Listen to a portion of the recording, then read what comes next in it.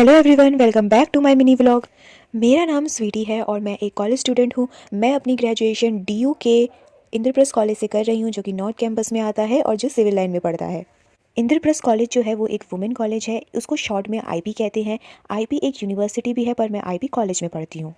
मैं इंद्रप्रस्थ कॉलेज से अपनी ग्रेजुएशन में ऑनर्स कर रही हूँ हिंदी में, और मुझे बुराड़ी से सिविल लाइन जाने में 1 घंटा लगता है बस में। मैं डेली बस में इसलिए ट्रैवल करती हूँ क्योंकि दिल्ली की बस जो है वो यहाँ की वुमेंस के लिए फ्री है और मुझे ट्रैवल करने में कोई प्रॉब्लम भी नहीं होती। बस में अब ट्रैवल करने की आदत हो गई है, तो मैं इजीली ट्रैवल कर लेती हूँ बस में। दिल्ली की जो बस है वो बहुत अच्छी है, एयर कंडीशनर है और वुमेंस के लिए कुछ सीटें रिजर्व भी कर रखी है। बस में ट्रैवल करते हुए मैं पहुँच जाती हूँ अपने कॉलेज आईपी कॉलेज। सारे स्टूडेंट को आईपी कॉलेज की तरफ से एक कार्ड मिल रखा है, वो कार्ड दिखा के हमें एंट्री मिल जाती है कॉलेज के अंदर।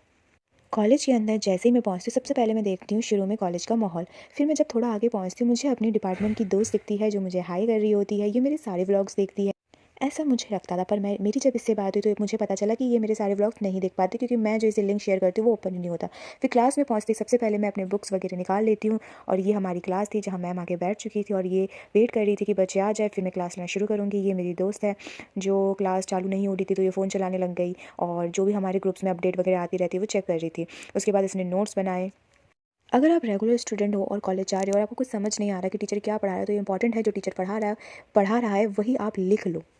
क्योंकि आप फिर जब रिवीजन करने या खुद से पढ़ने बैठोगे तो वो चीज़ें आप देखोगे कि आप कनेक्ट कर पा रहे हो, और यहाँ पर सारे बच्चे लिख रहे थे और ये आपको दिख ही रहा होगा। और मैम लोग जो लिखवा रहे होते हैं वो इतना इंपॉर्टेंट होता है ना कि मतलब वो 4 किताबों का ज्ञान होता है जो वो एक साथ एक लेक्चर में बता रहे होते हैं। और लेक्चर्स वगैरह लेने के बाद मैं लंच करने के बाद पहुंच गई थी लाइब्रेरी।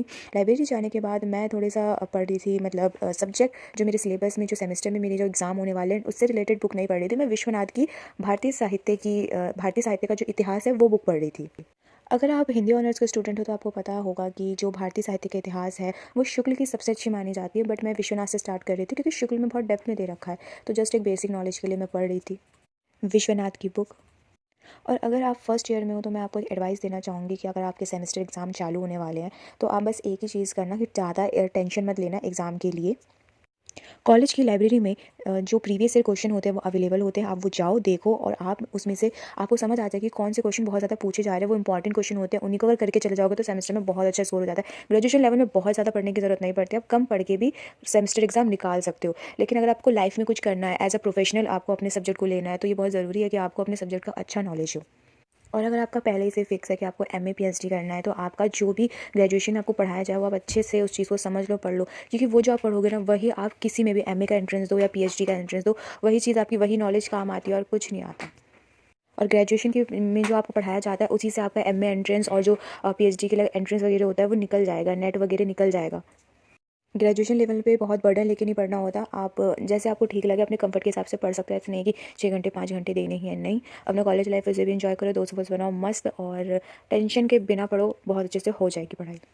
बहुत देर पढ़ाई करने के बाद, मतलब मुझे ऐसा लगता है कि मैं बहुत देर पढ़ लेती हूँ, बट ऐसा नहीं है। अगर मैं फ़ोन में अपना टाइम देखूँ तो कि मैंने कितनी देर पढ़ाई की तो पता चलता है। बस अभी 1 ही घंटा हुआ है तो बहुत ज़्यादा मैं लगातार नहीं पढ़ पाती, मैं गैप लेके लेके पढ़ती हूँ। तो मैं फिर अभी इस टाइम पे फ़िलहाल गैप ले रही थी और सोच रही थी क्या अब इतना पढ़ लिया और आगे क्या करना है, ये वो ऐसा वैसा।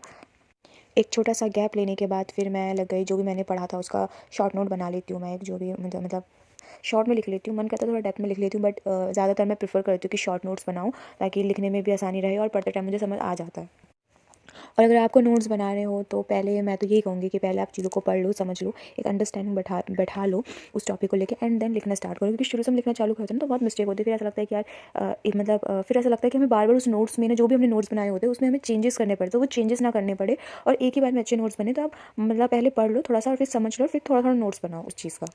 हिंदी ऑनर्स को ना लोग बहुत छोटा समझते हैं, लोगों को पता नहीं है कि इसका क्या वैल्यू है, इसका क्या स्कोप है, या लोग इसे सोचते हैं कि यार हिंदी में ऑनर्स कौन करता है, करनी है तो लिटरेचर, इंग्लिश लिटरेचर में करो। बट हिंदी भी एक अपने आप में बहुत बड़ा सब्जेक्ट है और इसमें इसमें एक बहुत अच्छा प्रोफेशन है। तो लोग इस चीज़ को नहीं समझ पाते हैं। इसमें आप प्रोफेसर बन सकते हो, आप इसकी टीचर्स बन सकते हो, आप समझ रहे हो, इसमें बहुत अच्छा प्रोफेशन है।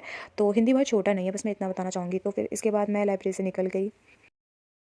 लाइब्रेरी से निकलने के बाद मैं आपको ये सामने रजिस्टर दिखाना चाहती हूँ, जिसमें एंट्री करने के बाद ही मुझे वहाँ एंट्री मिलती है, जहाँ पर आपने देखा कि मैं बैठ के पढ़ाई कर रही थी। ये बाहर टेबल्स वगैरह लगा रखे, यहाँ भी बैठ के बच्चे पढ़ सकते हैं।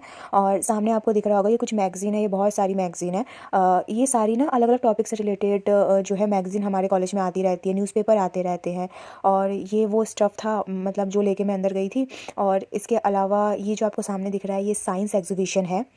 साइंस एग्जीबिशन आज लगा था, मुझे पता नहीं था। और जब मैं मतलब अभी इस टाइम पे जब मैं आई थी, तभी साइंस एग्जीबिशन ख़त्म होने वाला था, ऑलमोस्ट ख़त्म ही हो चुका था। तो मैंने ये देखा कि साइंस एग्जीबिशन भी लगा था, क्योंकि मुझे सुबह दिखा ही नहीं ये सारी प्रिपरेशन। तो फिर मैंने जब देखा तो मैं रिकॉर्ड कर लिया। फिर मैंने अपने कॉलेज के जो फ्लावर्स वगैरह थे उनको देखा, क्योंकि इनकी गार्डनिंग हमेशा बहुत अच्छी होती है, अच्छे से इनका केयर किया जाता है, अच्छे से मतलब इनको बहुत अच्छे से ट्रीट किया जाता है। और इतने अच्छे अच्छे फ्लावर्स हैं मेरे कॉलेज में। अगर आप मेरे व्लॉग देखते हो आपको पता होगा ये चीज़ कि हाँ, मेरे कॉलेज में गार्डन मतलब मेरा कॉलेज भी सुंदर है, और वहाँ उसको जो मेंटेन किया करके रखा जाता है ना, वो भी बहुत अच्छे से करके रखा जाता है।